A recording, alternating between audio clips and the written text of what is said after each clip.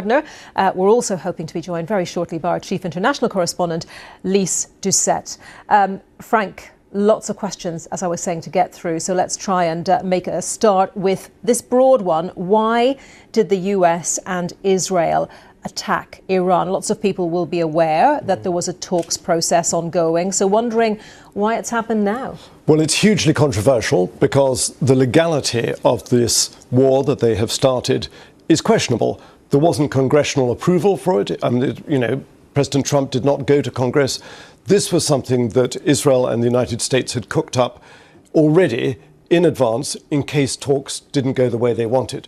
Now, the talks in Geneva were making progress on the nuclear file. Oman was mediating those talks. Dr. Badr al-Busaidi, who is the Omani foreign minister, said, look, we've got a breakthrough. We can solve this on the nuclear side. But there were two other issues which Israel was pressing the United States to press the Iranians for, and the Iranians refused to discuss them.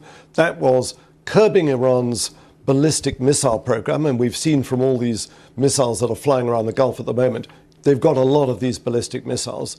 That was one, and the other was Iran's support for its proxy militias around the region. So Hezbollah in Lebanon, the Houthis in Yemen, Hamas in Gaza, and a number of militias in Iraq.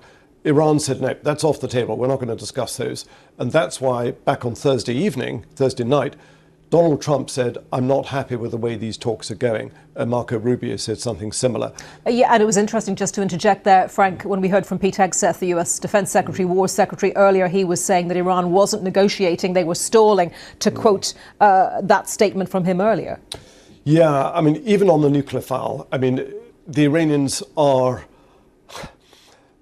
famous for giving just enough to kind of let themselves off the hook, and then it stalls again. And the 2015, what's called the JCPOA, the Joint Comprehensive Plan of Action, the previous nuclear deal, was really hard fought by, it was European countries sitting down with the Iranians, and they eventually got a deal which would have curbed Iran's nuclear program, but didn't address those other two issues I mentioned, the missiles.